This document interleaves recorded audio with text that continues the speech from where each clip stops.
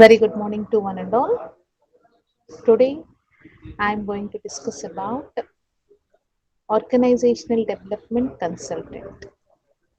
This topic is there for you in the subject organizational development for MBA second year fourth semester students.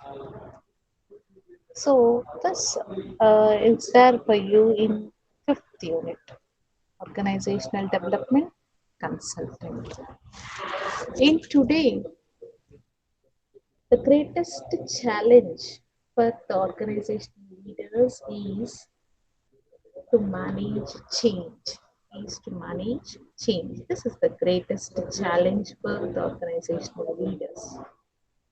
And we all know that change is inevitable. We all used to know that the change is inevitable. So, the evolutionary change has been on for millennia in the revolutionary changes that may occur from time to time. That may occur from time to time. So, for some time now, the professionals in the applied behavioral science all over the world have been actively involved in facilitating the individual group as well as intergroup and also the organizational and community change.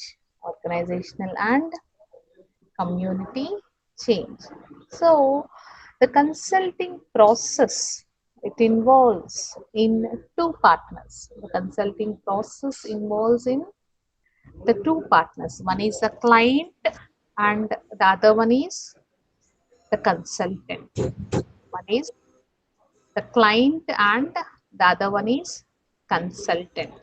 So the theory in this theory, it should be very easy to put the consultant's expertise into work on the client's project on the client's project. So this is since it is very much fair to assume that the other parties will do their best to achieve the same purpose. To achieve the same purpose. So, according to the thing that the consulting, I just tell you about a relationship first before knowing about the OD consultant. I'm just telling about the relation between a client and a consultant. So, this consulting relationship is defined as the voluntary relationship, and this is between the professional helper, what we call it as a consultant, and helping need system, helping need help needing system, what we call as a client. The client requires help. We call them as client.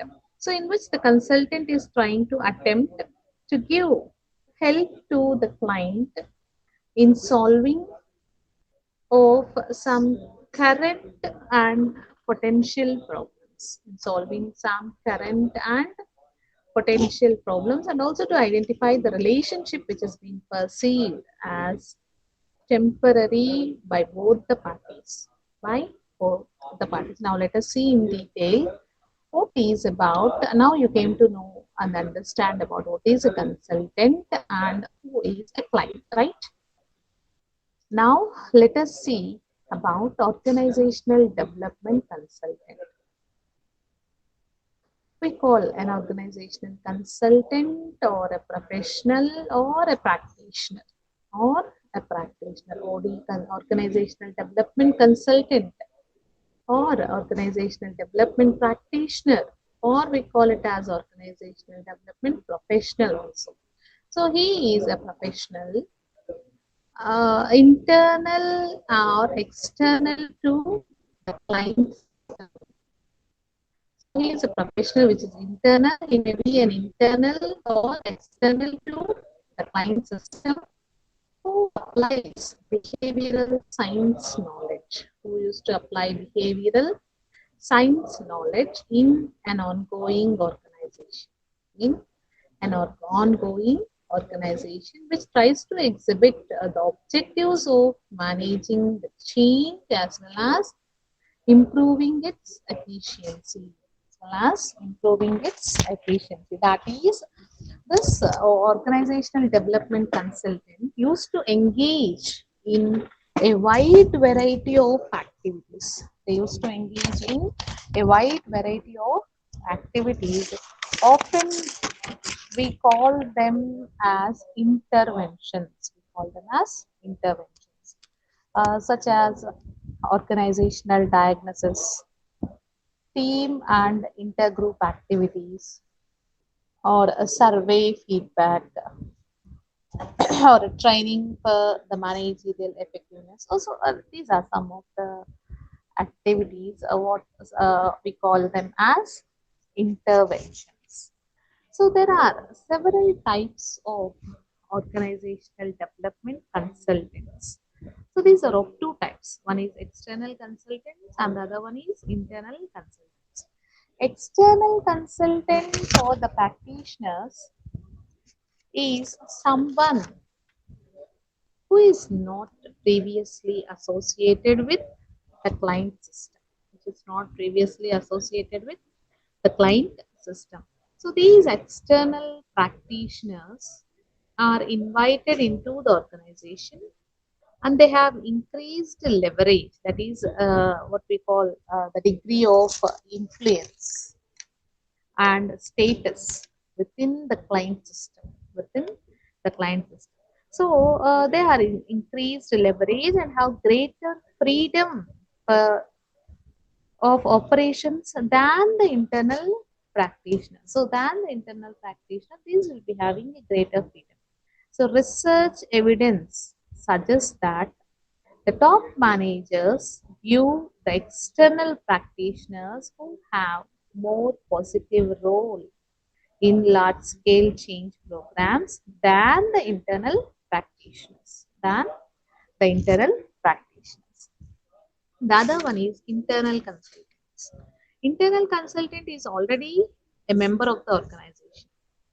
He can be of a top executives, an organizational member who tries to initiate a change in his or her work group, who has to change in his or her work group, or a member of human resource, or a member of human resource or organizational development department, organizational development department also. That is, there are many large organizations who have established the offices with a specific responsibility. They have been established with a specific responsibility of helping the organization to implement the change programs, to implement the change programs. So that is about organizational development consultant and the types, which what we call it as external as well as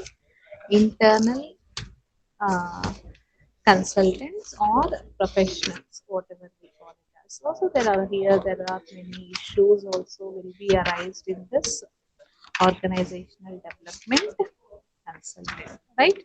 And let us see the other topic, that is system ramifications. System ramifications. What is system ramifications? Ramification means the consequences of any action.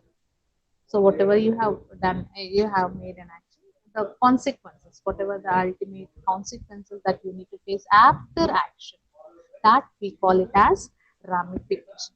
So system ramification refers to the effects or implications arising from the occurrence of the organizational development intervention. And these are being to occur, which are being to occur in the organization, which are being to occur in the organization. That is, there are some of the system ramifications. Let us see in detail. The one is human resource leadership and involvement, resistance to the change efforts, leadership and leadership style, training and development of consultation skills, rewards, constructive feedback, staffing and career development, organizational justice, labor relations, monetary costs, and skill demand. So these are some of the system ramifications which are being involved. Now let us see in detail about this one. The first one is human resource leadership and involvement. That is, this organizational development, it tries to effort the HR policies which are inevitably interdependent, which are inevitably interdependent. That is, the organizational development efforts have implications for staffing, for rewards, training and development, labor relations, and so on. So also this organizational development practitioners, they typically used to report to the senior HR executives, and also it is in some organizations, the HR professionals are expected to have or to develop expertise in organizational development. And the next one is resistance to change efforts. The other one is resistance to change efforts. Whenever the employees used to perceive the possibility of loss position, possibility of loss position or loss position or the status, loss position or status or loss of use of present competencies, loss of use of present competencies, or if they have any high experienced duplicity or any other future extra work in the past change efforts, the resistance is likely to emerge. The resistance is likely to emerge. That is, it is obvious that the implications is that management should reassure the people as clearly as possible. They need to assure as clearly as possible about those areas which present no need for concern and those areas which are likely to see the benefits, and along with establishing the realistic expectations. Establishing the realistic expectation. So the main role here is they used to recommend participative processes which used to minimize the resistance, and also they urge the top management to pay attention to the issues of fairness and communication. That is about resistance to the change efforts. And the next one is leadership and leadership style. So, according to Potter, organizational development efforts used to require a kind of a relationship which is different from the management, which is different from the management. So, what they tell is the leadership tries to involve establishing the direction, aligning the people, motivating and inspiring, which requires appealing to the basic, often untapped human needs, that is, the emotions and values. Many times, this organizational development efforts may appear to be highly successful under a division head, under a division head, and also they may use to fail under another. They may use to fail under another. So this implies that for community of effort, the top management should be prepared to select the replacement executives who can carry the process forward. That is, in simple terms, this style, this leadership style in any organization, they used to undergo a large scale of organizational development effort. So that they must be highly interactive, they need to share the process, that is, the employees need to be involved. That employees need to be involved with all the members of all the teams which used to develop the shared process, which used to develop the skills in this shared process. And the next one is training and development of consultation skills. That is, training is very extremely important to develop the competencies for any new assignments which are being arising out of the organizational change. That is, this OD process itself suggests the need for some additional kind of training. For example, the managers and teams at all levels they need training, and they need training in group problem solving, or in effective group preparation, or in the management of team meetings also, or in management of team meetings also. So in addition to that, the development of the facilitator, as well as the consultation skills by the organizational members, so they must be a valuable adjunct to the organizational development process, and to make these organizations functioning, to make these organizations functioning. So that is about training and development. And the next one is rewards.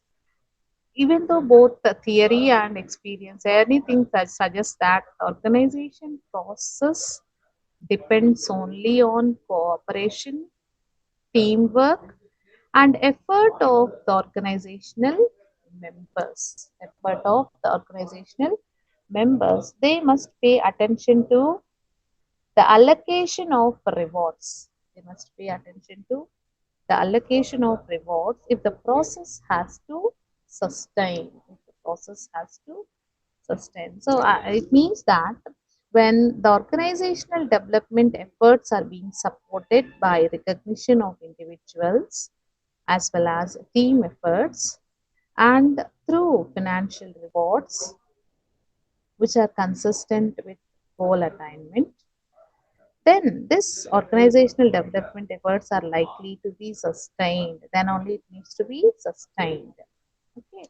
So there are many individual incentive plans which are useful in this direction, like profit sharing, gain sharing, etc. And the next one is constructive feedback. Because the extensive data is being gathering in an integral part of the organizational development effort, the people also will have to learn how to give feedback and how to manage feedback in such a way that it is more constructive and it is not destructive. It is not destructive. So you need to encourage this constructive feedback. It means that the training people in giving feedback as well as in receiving feedback, and paying attention to the various feedback systems, all these from the interpersonal exchanges, all these are done from the interpersonal exchanges, which leads to subunit production, or the cost data, or the cost data which results in organization wide surveys. It results in organizations wide survey. The next one, staffing and career development. There are various aspects of staffing and career development, and these are the let us see what is in this staffing and career development. This there are various aspects which tries to affect the organizational development effort. The one is selection. In this, the one is selection. That is increasing the degree of participation. Used to increase the degree of participation by peers in evaluation and selection of candidates. Evaluation and selection of the candidates if necessary. So the training of present employees in effective interview. Training of training the present employees in effective interview. That is called selection. And the other one is our orientation and assimilation. Orientation and assimilation, that is joining up process. Here the group methods in orientation and assimilation, these are very much useful. There are various sessions under the guidance of a facilitator which have the skills in group processes and can do much to alleviate the anxieties. They can do much to alleviate the anxieties. And the next one is career development. The next one, the other one is career development and progression. If organizational development process aims to shift the organizational culture towards more openness, there will be more mutual support and improved personal development. This used to cover career as well as growth aspirations of the organizational members, which must be an area of concern. Which must be an area of concern. So, if the resources are being committed to the career planning, then there is another shift which will be occurred called as climate. Climate could move away, suppressing the dialogue and leaving the organization towards openly facing the issues of internal career opportunities as well as the external career opportunities. So these are some of the things which include in staffing and career development. And the next one is organizational justice. A shift in organizational culture towards more openness does facilitate the airing of felt injustices. Airing of felt injustices. So, but this does not imply doing away with formalized appeal procedures. This will not be applied doing away with the formalized appeal procedure. It is important for a system that values openness to retain the mechanisms which protect the openness. Here, which used to protect the openness. That is called organizational justice. The other one is labor relations. The joint efforts on part of the management as well as the union management, which used to move towards a problem solving and a mutual reward kind of bargaining also would be congruent with the philosophy of organizational development. That is, in this labor relations, there are various practices such as integrative bargaining, relations by objective. These used to enforce this approach. There are various guidelines for labor management relations in organizational development efforts. And some of the guidelines are they used to participate in groups such as quality circles should be voluntary. QCs, we call it as quality circles should be voluntary, and the committees should focus on improving the productivity or customer supplier relationships. And also, the meetings should not be held which appear to be negotiations between management and labor over terms of the employment. Labor over terms of the employment. And the last one is monetary costs and skill development. The use of external and internal third parties in the role of facilitators, they use the use of workshops, additional training programs are obviously going to cost money. You know that the it it cost more money. In addition to that, the cost you can put in terms of effort, in terms of time, and in terms of skill demands should also be considered. Should also be considered. So while the new culture towards which the organization moves through the organizational development efforts may be more rewarding, maybe more rewarding. So it is at the same time likely to be more difficult as well as challenging also. Likely to be more difficult as well as challenging. So this is about the system ramifications.